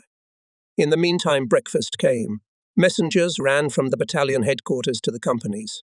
Groups of soldiers with thermoses over their shoulders reached the household allowance point. In the evening it was decided to feed the personnel at dawn, and the petty officers tried to fulfill the order. "Let's go and have a snack," Ma proposed Bukharin. "The orderlies have probably already delivered the food." "No, I don't feel like it. We need to refuel, Alexander Terentevich. At the same time, and clean yourself up. Wash up, shave. I'm used to going into battle, as they say, in full dress. Maybe you say it's superstition. No, we're going for a holy cause." Nikolai Yakovlevich was silent. "When I was a child, in spring the men went to ploughing in the spring and in the fall to harvest in the best that they had. Clean, tidy, went as on holiday, realizing the importance of the cause. Fighting for us is like sowing or reaping for a peasant, and it must be done with clean hands." In about 20 minutes we finished our early breakfast. The liaison officer delivered an address from the Military Council of the Army. The liaison officers on behalf of Lieutenant Yelagin distributed leaflets to party and Komsomol activists, and those immediately, in the trenches, read the appeal to the soldiers.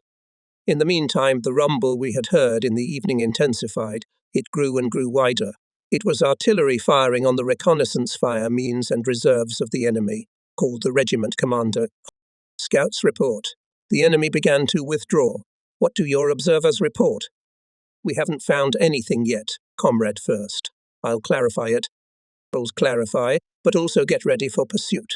Your task is not to let the Krauts break away." "Yes, I understand." "Good. Increase surveillance." See, at 5 o'clock we started the pursuit. The 3rd Battalion was on the right, and the 1st Battalion on the left, towards the colony of Zichenok. We were in the middle, through binoculars. It was clearly visible how the Germans were hurriedly leaving the trenches and hastily retreating to the dirt road towards the small village of Terdin. Combat guards reported that the enemy also withdrew from mortar and artillery positions.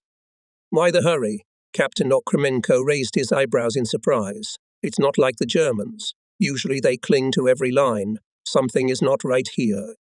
In response to Nikolai Elisevich's words, I could only shrug my shoulders. We then did not know, and could not know, the whole picture of the beginning of the operation and the fact that the enemy, frightened by the bypasses of our troops of his groups and defeat in Belarus, hastily withdrew their units to the second line of defence, apparently intending to keep us there. But, as the course of further events showed, he failed to do so. The pursuit of the enemy was mostly successful, although not without delays in front of favourable for the Germans' borders, where we had to deploy, to organise the battle according to all the rules of tactics. While the battalion took the village of Semarinka, the neighbour to the left seized the colony of Zichenok, and the 3rd Battalion engaged in battle for the village of Kiselin.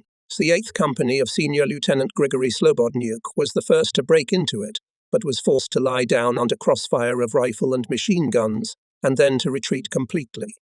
"Slowly move forward. The Chief of Staff of the regiment hurried us. Do not let the enemy break away." Hiwadine Medin's impatience was understandable. He was asked from above, and we tried to do everything to accelerate the advance of companies and platoons. However, the desire and even skill of fighters and commanders is not all for success. Having met minefields, wire barriers, we had to stop, make passages, often under rifle and machine gun or artillery fire. The regiment's offensive strip turned out to be stuffed with mines of different systems, like watermelon seeds, both in layers and intermixed with anti-personnel and anti-tank mines. The difficulty was that most of them had been laid in winter, and now in the summer vegetation it was almost impossible to detect them at once. Retreating, the fascists mined buildings, laid charges under bridges over numerous streams and diversion ditches. I remember the case of Lieutenant Zosim Abramovuki, commander of the sapper platoon. Regimental sappers in the offensive go together with the riflemen, and even paved the way for the infantrymen. This time there was no excepts. Sappers were part of the assault groups. Having caught hold of the first houses in Kiselin, the rifle units of the 3rd Battalion tried to build on their success. Running across one of the courtyards, the soldiers heard a child crying. Lieutenant Armovsky stopped. The voice came from the house. The officer went to the door. He looked at the doorpost with his usual glance and did not notice anything alarming. Meanwhile, the child continued to scream. The sapper carefully pulled the door toward himself. There was an explosion. The lieutenant, drenched in blood, fell, and in the doorway rushed the desperate mother. What kind of cynicism and brutality was necessary to mine the entrance to the house, purposely leaving a small child in it? The Nazi sapper definitely knew that a normal person would not stand it, would rush to the call, and first of all the mother would do it. If Abramovsky had been a minute late, surely something irreparable would have happened to the woman. Even now, more than 30 years later, I, a man who has been through the war, seen hundreds of deaths, cannot calmly remember about this case. Lieutenant Zosim Abramovsky was severely wounded, but survived. Today he lives at the station Puksa in the Arkhangelsk region. Kiselin's fate was decided in the following way. The 1st Battalion of the 828th Rifle Regiment, having overcome a swamp with a rivulet, came to the edge of the forest to the right of the settlement. Meanwhile, a company of our battalion, commanded by a young but experienced officer, Ivan Arkipovich Kovalev, under the cover of a small forest, began to bypass Kiselin on the left. The 3rd Battalion was pressing the Germans from the front. Finding themselves half encircled, they began to withdraw, but it was too late. The road to Tivadine was shot by our rifle and machine gun fire. Only a small part of the garrison managed to escape. Senior Lieutenant Kovalev reported to me that he had destroyed up to a company of the enemy, continuing to pursue the enemy. By the end of the day, we came to his combat guard on the strip of Prince Eugene. Semirinka, the colony of Zichinok, Kiselin, and Lukov were left behind, smoking in ruins. On the right and left, the neighbors engaged the enemy. Shooting did not stop in the rear. Not far from Lukau, in a small forest, a company of machine gunners of Captain Sergeyev's regiment continued to destroy a rather large group of surrounded fascists. I can't help but say a few words about Captain Sergeyev. A man of desperate courage, Ivan Alexeyevich got into difficult situations more than once, but always came out of the fights victorious. Modest, not particularly talkative, even shy in everyday life, he transformed during the battles. Usually he did not wear awards, but before accomplishing a combat task, he attached them to his uniform. His subordinates, seeing him with orders and medals, captain on parade, wait for orders. The commander and chief of staff of the regiment threw the company to the most difficult areas. And this day she got a difficult job. The battalion just had time to surround the enemy group, as the order came, to transfer it for the subsequent defeat of the company of machine gunners and continue the pursuit. Captain Sergeyev, who arrived immediately, familiarized himself with the situation, and when asked by Captain Bukharin how he thought to destroy the superior enemy, Sikard will not give out. The pig will not eat Nikolai Yakovlevich. When the Krauts came in, they were kicked in the teeth. Let them continue to think that they are in a tight ring, and here we will think over how to take them better. Sergeyev took off his cap, smoothed a hedgehog of hair, and thoughtfully continued. Of course, guns and mortars would not hurt us, but where to get them? Major Modin can't ask for 40-50 tanks by daylight. When I mentioned it, he gave me a whole lecture about the importance of escort guns in pursuit. You'll have to use your own resources. He's a calculating man. Yeah, well, we'll figure something out. And he did. Not far from one of the farm's fighters found a serviceable tractor. Sergeyev decided to use the machine. Several empty barrels were attached to the tractor. The tractor driver was found among the machine gunners. With the onset of darkness, he started the engine and began circling the machine around the forest, imitating the concentration of our tanks. Then in one place, then in another, the machine gunners opened fire. This was repeated several times. Finally, the nerves of the Germans could not stand it. They began. What was the surprise of the prisoners, especially the officers, when a tractor drove up to the column and the captain kissed the grimy tractor driver? Only then it became clear to the fascists what fishing rod they had fallen for. That was Captain Ivan Alexeyevich Sergeyev, who later on the Vistula became a deputy commissar, and some time later took over a rifle battalion. At dusk, having captured the village of Rudnya, the regiment anchored to the right from a small unnamed river with muddy, marshy banks to the dirt road leading to the village of Ozdutachi. Directly in front of the battalion stretched a swamp. Behind it blackened a large wooded area. In our direction the enemy was not very active. Only from time to time from the edge of the forest gave a voice mortar battery.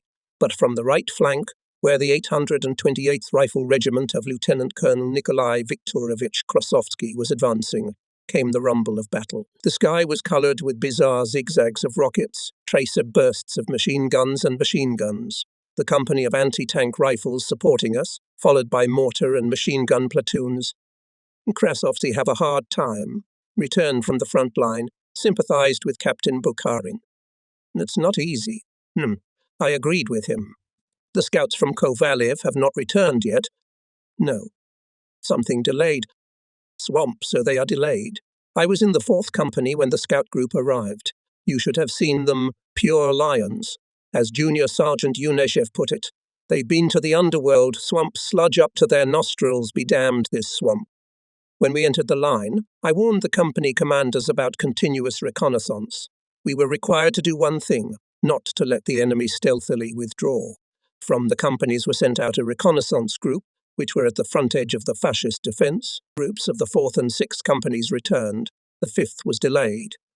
To midnight, the sky began to frown, began to drizzle rain. We only lacked it in addition to the swamp which was to overcome in the morning. In short, the mood was below average. But as they say, there was not a penny, but suddenly an Altin. The scouts of the 5th Company report us. There was no solid line of trenches in front of the battalion's right flank.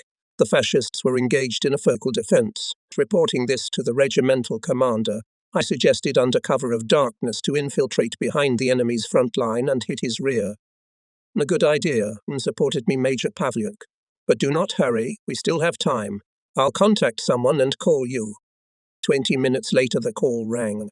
Valentin Yevstafevich said that Major Kulyabin had left for us. He will clarify the task on the spot. Nikolai Afanasyevich Kulyabin was accompanied by machine gunners. On his tired face it was easy to guess. The deputy commander of the regiment on the political part did not rest. It's quiet here, Nikolai Afanasyevich said in a calm voice. A pure resort. But the weather is not suitable for rest. Oh, Comrade Commander? Not suitable, Comrade Major, and not to rest. I don't understand why we're lying down. All day we've been rushing, and here we are, an unforeseen pause. What a rush. You know the saying. Take your time. It suits us best now. Neighbours have fallen behind and Krasovsky's business is still bad. The enemy has counterattacked the regiment several times. We've received an ore together with the 828th. We'll strike at Ozdutichi. Nasi, Comrade Major. If it's clear and there are no questions, let's go to the companies. Are the men awake? Not to her. We set off. It stopped raining. The ground was steaming. The air was saturated with moisture, so it seemed thick and heavy. Like in a bathhouse, combat. Looks like it. The day was hot. The peak of summer. Pass. Came from the darkness an imperious voice. Shut up. The fighter called a recall at the demand. They came closer. Are you Manco? That's right. Comrade Captain, I am. Where's the platoon commander? On the right flank, at the machine gunners. Hearing the voices, the soldiers who were free from duty came to us. Soon appeared and Senior Lieutenant Peter Serpiu, raising his hand to his headdress. The platoon commander began to report. No need, Senior Lieutenant Kulyabin. I am already familiar with your cases. Combat reported. Major nodded in my direction, asked the officer. Yes, you dest. A little worn out. The terrain is swampy. In some areas the boots go into the ground up to the shins. But I'm okay, but the guys are having a hard time. Wherever they dig groundwater, we have to adapt. Machine gun and anti-tank gun platforms. Shooting cells had to be raised and lined with sod. The grass saves the day. You see, it grew knee-high or even higher. The dugout had to be equipped on the back slope of this hill. The senior lieutenant pointed to a small island covered with birch trees among the swampy landscape. Not bad, he approved Kulyabin. Let's go to the dugout. Tell the company commander to gather the men there, except for the duty shift. Soon we came to a slender birch on the side of a steep-headed hill. On the left, in front of the enemy, illuminated the area with rockets. From the right flank came the incessant chatter of machine guns and machine guns. The crowd is cautious, said someone's voice. You will be careful. The major looked at the speaker. When the ground is burning under your feet. Nikolai Afanasyevich looked at the soldiers and commanders, said hello to Company Nikolai Chugunov. Come here, comrades, and sit down. The deputy commander of the regiment on the political part familiarized us with the latest reports of the Sovinform Bureau, dwelt in detail on the successes of the offensive of our front. Nikolai Afanasyevich spoke leisurely, but capaciously. Each of his words reached my heart and pleased me.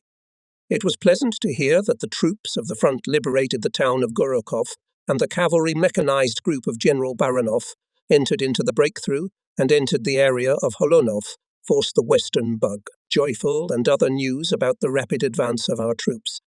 To the overall success, he said Kolyabin, we contribute, and you and me. Division units liberated Semarinka, Kiselin, Alexandrovka, Ulyanovka, Adamovka, Tevaidin. Ozdutity, Vladimir Volinsky are next in line, and further. Nikolai Afanasyevich thought for a while. A smile ran across his weathered face. He continued in a louder voice. Next is the border, comrades. You see the border beyond which is already the land of Poland. Is it a tempting prospect? You bet. Junior Sergeant Fyodor stood up. How many dreamed of the time when we would throw the fascist scum off our land? Word for word. Junior Sergeants Ephraim Solup, Pyotr Kalinka, Private Anton Nizhnik and others joined the conversation. She visited the 5th and 4th companies. Nikolai Afanasyevich was satisfied with the mood of the personnel. At parting, he shook my hand, thanked me for the training of people. Summarize. Yeah, for you, Altunin, I'm not worried. I'll go to my neighbors and see how they are doing. Maybe you'll stay, Comrade Major. I offered him. We'll rest after the war, Alexander Terentьevich. Then we'll get some sleep. We don't have time now. Tomorrow will be a hard day. Be well. Don't be so hot. They tell me you're not taking care of yourself. It could end badly. I've heard you too. You've led your companies into attack many times. That's when it's hopeless. And I've lived a little longer than you. Understand? Be careful. They say a bullet goes around a bullet. Kuliabin, accompanied by machine gunners, left for the 1st Battalion. I walked around the trench for some time, thinking over Nikolai Afanasyevich's words. Think about the possibility of bypassing Ozdutity. Krasovsky is unlikely to be able to overturn the enemy from the front. I decided to scout the area to the left of the village, called the headquarters. Major Modin answered the phone. Not bad. Nikolai Sergeyevich supported me. Admittedly, to scout this area and wanted to entrust you, but you, it turns out, ahead of. I'm glad that our thoughts have converged. Go ahead. I entrusted Kovalev with the task. The reconnaissance returned at dawn. The company commander reporter. There is an opportunity reads to bypass Ozdutity on the left side. The enemy, hoping that the swamp is impassable, has not mined the area. There is no guard. Ivan Archipovich is an experienced officer. More than once he took the men to search. On July 11, in the area of the colony of Barbalova, Loza led a group to capture a control prisoner. The group destroyed 2 bunkers and up to 40 Hitlerites, captured 2 Germans. For successful performance of the task of Alev was presented to the Order of Patriotic War of the I degree. No. Take into account, perhaps, you will lead the whole regiment. Don't worry, Comrade Captain. Everything will be in order. Just in case, I've left a watch in those reeds. Thank you, Ivan Archipovich. Kovalev asked permission to leave for the company. I will not delay. Go. The senior lieutenant went out. Silence closed over the trench. I could hear a bird crying somewhere nearby, the grass rustling under the sentry's feet. Nearby on a trench coat, Captain Bukharin was dozing. The signalman was scribbling something on a sheet of paper. The telephone was silent. Admiring the flame of the smokestack, I was going through the events of today. In general, it had turned out well. Another piece of native land was liberated from the Nazis. And this is the most important in my present life. What are you thinking about, Commander? Bukharin raised his head. Are you awake, Nikolai Yakovlevich? What sleep is there? Just a lot of fuss. I heard your conversation with Modin and Kovalev. It's a clever idea. It seems to me that the Krauts will hardly defeat the Krauts head-on. The enemy is firmly entrenched in Ozdutity. We'll have to get involved. And we have to do it wisely. You can't do anything with a frontal attack. That's all they're waiting for. They want to buy time, hold us off as long as possible, weaken us. We need to get to Turia, Volodymyr Volinsky, Bug, and here we can't do without maneuver if we want to fulfill the task successfully. We need to bypass Ozdutity, leave them to the second echelon. He'll finish off the Krauts. But there's a question of how they won't strike in the flank during the bypass. Strengthen Kovalev. I understood Bukharin's thought. Yes, give him a machine gun and mortar companies, or even ask the regimental commander for a battery for fire cover. It would be nice to get a battery. Lieutenant Yeligin, who arrived from the combat guard, was inclined to the same thought. Ivan Ivanovich was concerned. 2 columns of enemy vehicles, judging by the rumble of engines, loaded with something heavy, had passed into the area of Ozdut. From the river and the swamp fog rises, warned Yeligin, as if the Germans did not pull any tricks. I have ordered to strengthen the means of duty, Alexander Terentyevich. Thank you, Ivan Ivanovich. Our fears were justified. In the morning the enemy met Krasovsky's battalions with strong rifle and machine gun fire. Rifle chains were forced to lie down and then to roll back. The attack without artillery preparation was not successful. We had to organize an offensive according to all the rules of military science. While the division headquarters pulled up the artillery, clarified the tasks of the regiment, I received a call from Major Pavlyuk. Nada to gist. Are you ready to let the 3rd Battalion bypass Ozdutichi? Yes, I'm ready. Covered by part of the forces on the flank, the battalion began to bypass the village on the left. On the right, the Krasovtsi were bypassing Ozdutichi. By 12 o'clock, the units joined forces and engaged the enemy. The loop around the village tightened. Everything is going well so far. Having listened to my report, Pavlyuk said, get ready to storm Ozdutichi after the artillery preparation. 15 minutes later, the sky was split by artillery thunder. Batteries of divisional and regimental artillery mortars opened fire. The enemy positions were covered with the smoke of explosions. Our aviation attack bomb load came on the enemy's defense. The blow was so strong that even at the battalion's NP it was felt how the ground shook. They're giving us a thrush. Did not withstand the commander of the communications platoon. I turned around at the voice and habitually asked, Okumenko communication with the companies, but immediately remembered that yesterday Nikolai Elisevich was wounded. It was a pity to let my battle friend go to the hospital, but it couldn't be helped. We had to part. Is there a connection with the companies, Senior Lieutenant? I asked loudly. That's right. There is a connection. Tell them to get ready to attack. The enemy's defense continued to puff with fountains of explosions, fiery tongues, black smoke. Everything that could burn was burning. Houses, buildings, trees, even the... Yeligin spat with annoyance. They chopped down the forest. Splinters fly, Commissar, Bukharin muttered in reply. Our cannoneers are bypassing village houses with fire, as if it was not the fascists themselves who set the fire. That's so. But it's a pity Nikolai Yakovlevich. I understand people's grief, but I think people should be pitied first of all. Everything else is a matter of time. Captain Bukharin touched my shoulder. I'm going to the 4th Company, Alexander Terentyevich. It's the first to go on the attack. Good. Go on. So the barrage of bursts somehow stopped at once.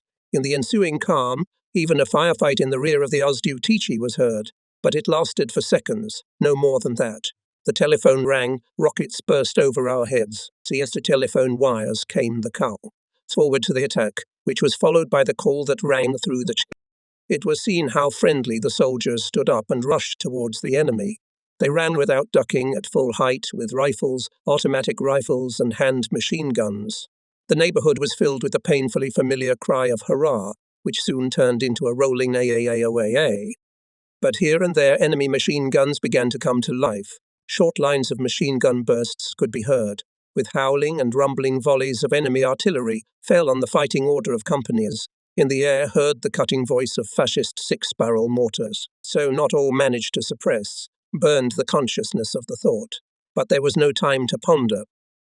The 4th Company broke into the first trench of the enemy, reported Captain Bukharin. The specially distinguished platoon Senior Lieutenant Odegov. Not you for the good news, Nikolai Yakovlevich. Almost immediately received reports from Kovalev and the commander of the 6th Company, Senior Lieutenant Chugunov, Nikolai Pavlovich Chugunov, E.A., a man of desperate courage. Reported. Lay down under crossfire of rifle and machine gun. This worried me. Since an experienced officer asks for help, it means that it's hard. I sent him machine gun and mortar platoons from my reserve. Meanwhile, the battle was heating up. It is difficult to tell about all the combat deeds of comrades.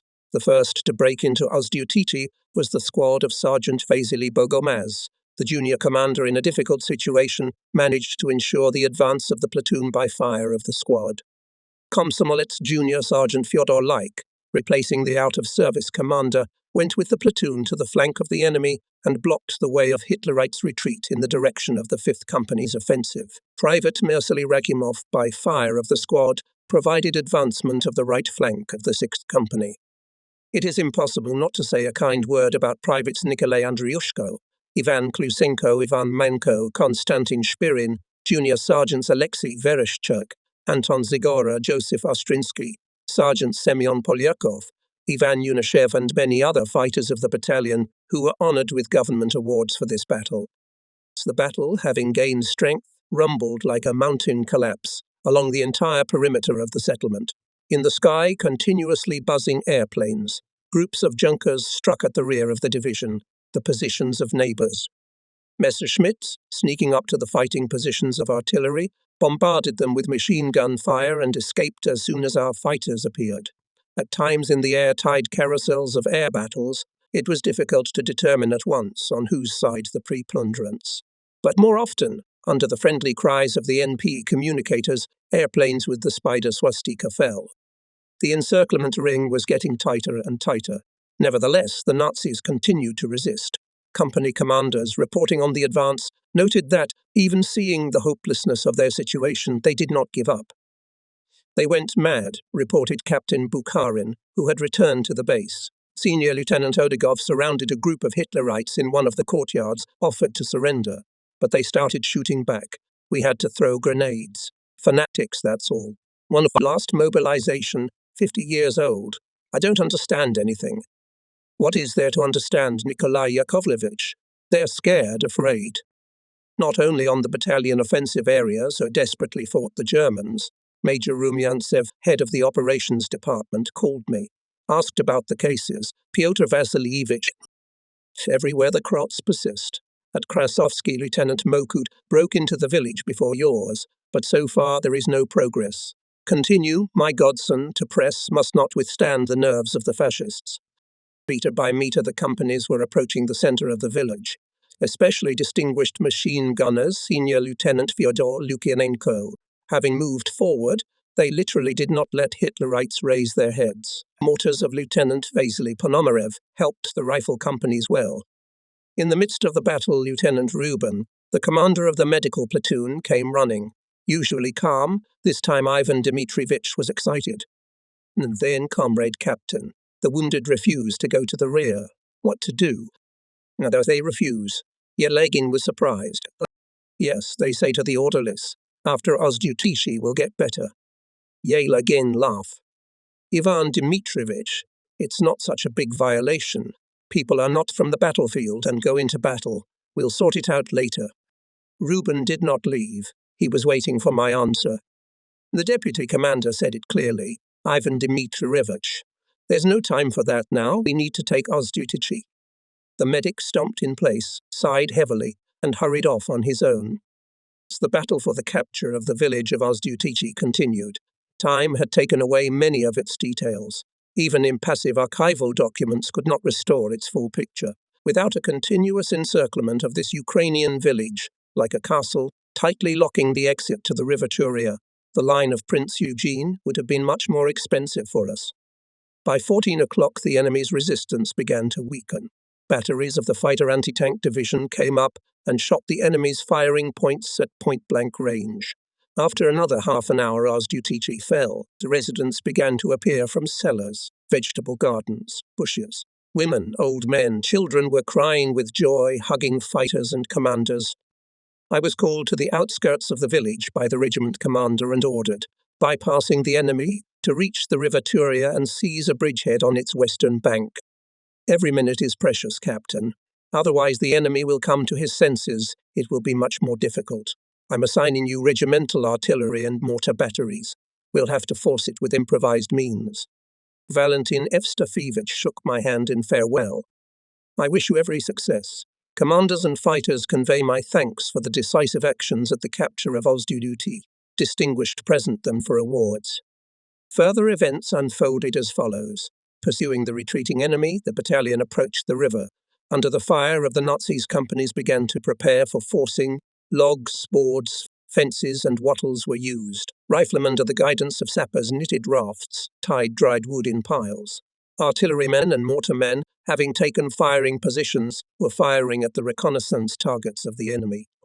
On our right, the head detachment of the 828th Rifle Regiment of Lieutenant Colonel Krasovsky was preparing to rush across the water barrier. There, the firing subsided and then flared up again. To the rifle and machine gun fire were soon added mortar volleys of Hitlerite. Then came the aviation. German planes began to drop bombs on the fighting orders of the Krasovets. The guys are hot. I heard a familiar bass behind me. I looked back. Well, yes, he, a former colleague in the operational department of the division, Captain Gerasimov. Petya, what are you doing here? Now fate is in the hands of our superiors. They sent me to you to hurry up with the forcing. We seem to be working in one breath as it is. I see, Sasha, I see. Having familiarized himself with the situation, Gerasimov advised to move machine gun and mortar companies to the water's edge, a platoon of 40-footers to transfer with the first echelon. The regimental reinforcements should be transferred with the approach there as well. With artillery, Sasha, you feel better. His suggestions made sense. That's what I did. This meeting with Captain Gerasimov was my last. Soon Pyotr Sergeyevich left for his studies. In my memory, he remained a brave, disciplined officer. The company of Senior Lieutenant Kovalev was the first to reach the opposite shore. The officer, having oriented himself in the situation with the cry for the motherland, forward, led the men in the attack for the expansion of the bridgehead. Simultaneously with us, forced the river and neighbours. At first, the companies of brothers Alexander and Ivan Likov clung to the opposite bank. Senior lieutenants established interaction with Kovalev, covered the junction and the flank of the bridgehead with fire. In the future, I had to meet with them more than once. Especially liked the quick as Mercury Alexander. The enemy tried to throw us off the captured scrap, but he failed to do this despite the fact that to the place of the breakthrough the fascists brought reinforcements, continued to hold the crossing under artillery and mortar fire, and in the sky continuously hovered their aviation. The battle lasted for 2 days and was extremely fierce. We lost count of the enemy counterattacks. One wave of fascists followed another. Several times Hitlerites managed to even reach the water, but every time they were forced to retreat under the crossfire of our artillery and machine guns. Meanwhile, the front troops continued to push the enemy. Headquarters demanded from us decisive actions in the direction to Vladimir Volinsky. In a few hours, the battalion was visited by corps and division commanders, not to mention the regimental. The telephone was crackling incessantly. Everyone was interested in success. But only at night on July 17, we, in cooperation with neighbours, managed to overturn the enemy and began to pursue him. On the way, the regiment stormed Kogilno, a number of other settlements. As we approached Vladimir Volinsky, resistance of the enemy increased. Attempts of the division's units to break through the enemy's defence on the move were not successful. The division commander ordered to regroup the forces. Our regiment surrendered the battle area to the right flank battalion of the 862nd Infantry Regiment and took a new line for the offensive. The enemy created around Vladimir Volinsky deeply echeloned defence. 7 times we went up in attack, until we captured the first trench, but further the barrage of fascist fire did not allow us to advance. It was hot and I was thirsty. I took a sip of water from my flask and asked the communicator to connect me with the regiment commander. I picked up the phone. I hear the general, a representative of the higher headquarters, scolds the commander of the 1st Battalion for the fact that the battalion is not moving forward. Now, I think, Wilby and me. Indeed, about 5 minutes later the telephone sounded. Barely had time to bring the receiver to his ear. Why don't you want to go forward? We are continuously attacking, Comrade General, I answered, but the enemy has created a strong defence. We need artillery. I order you to attack the enemy through Podlers. Yes, he replied. I throw the last reserve a platoon of scouts. Dashing guys will try to do everything, and suddenly a call from the Chief of Staff, Major Modin. We won't attack. We'll attack at night. What about the order of the representative of the higher headquarters? Sir General cancelled the order. He was convinced that it's impossible to attack during the day, and he himself came under heavy mortar fire. Night came. The cannonade of battle did not cease. Especially intense firing came from the right flank, where the 828th Rifle Regiment was advancing. The neighbours on the left were somewhat quieter, only about 2 o'clock on the direction of the offensive of the 862nd Regiment of Major Kovzevnikov. In the rear of the enemy, a firefight broke out. Rockets lit up the sky. It turned out that the battalion of Captain Gennady Makurin on the dried swamp came to the eastern outskirts of Vladimir Volinsky. There followed a command to intensify the fire impact on the enemy. An hour and a half later, company commanders reported on the withdrawal of the Germans. I reported to the regiment commander. "Do not break away from the enemy," followed the order of Major Pavliuk, to impose his will to knock down his outposts from the intermediate lines. We began the pursuit. By the flashes of gunfire, rockets taking off, it was not hard to guess that the neighbours went forward. At dawn, Vladimir Volinsky passed into our hands. On the outskirts of the city, and in the centre, there was no particularly brutal fight. Apparently, the will of the enemy was paralysed by the actions of our troops on the approaches to this industrial centre, a major hub of railroads and highways. In the order of the Supreme Commander-in-Chief, for the liberation of Vladimir Volinsky, we were commended. On the same day, the front troops took the town of Ravaruskaya. Moscow, in honour of these victories, saluted from 224 guns. Ahead was the Western Bug, the border with Poland.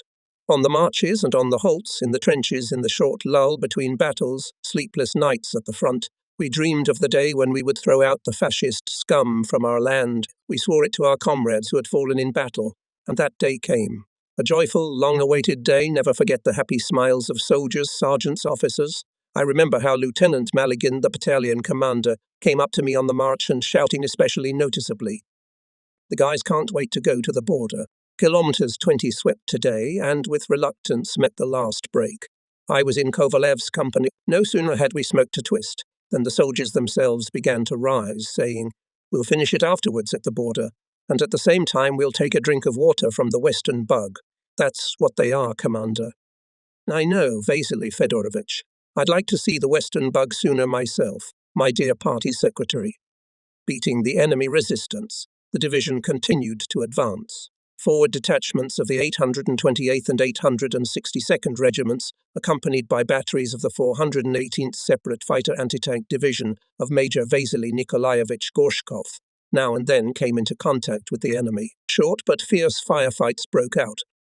The fascists usually could not withstand our onslaught, retreated to another favourable line, leaving behind them solid minefields. Then it was the turn of sappers of Major Konstantin Sergeyevich Lapshin. Tailors of war had to work hard all the way. Their hands were used to build bridges, to make passages in minefields, to build engineering structures. The sappers did their best. It is necessary to give credit. They successfully coped with difficult and very dangerous work. In the morning of July 21, the advanced detachment of the 862nd Rifle Regiment of Major Kozhivnikov came to the Western Bug. The commander, without wasting time, began to force it. On improvised means, units began the crossing. The first to the opposite bank landed on the company of Lieutenant Sergei Zidorin. Not expecting neighbours, the officer managed to expand the captured area. Decisive actions ensured the crossing of the detachment. Almost simultaneously with the 862nd, began to force the river 828th Rifle Regiment of Lieutenant Colonel Nikolai Viktorovich Krasovsky. The news of the forcing of the Western Bug reached us with lightning speed. The battalion accelerated its pace, and when the river was a few kilometers away, voices were heard ahead. Carried, soon a horseman appeared. The scout sergeant held a helmet in his hands, passing company columns, shouted, "Water from the Western Bug. Guys, the border is near." In response, there was a loud soldier's hurrah. Caps flew up. Cheers were heard. Soldiers embraced each other. In half an hour, the mirror of the river shone in front of us. The eastern shore was buzzing like an awakened beehive. Riflemen, machine gunners, and mortarmen hurried to the water, dragging with them everything that could keep them on the surface of the water. The anti-tankers were making rafts for the guns out of improvised materials. Not far away, the batteries of the artillery regiment were firing on the western bank of the river. The river was also crowded. On boats, rafts, logs, planks, bags stuffed with dry hay. The soldiers crossed to the opposite bank. The water was bubbling, foaming, rising up in storms from explosions. But the aimless fire did not do much harm. It is understandable. The battle was 3 kilometers ahead, and here was already the rear. The battalion had set foot on the territory of brotherly Poland.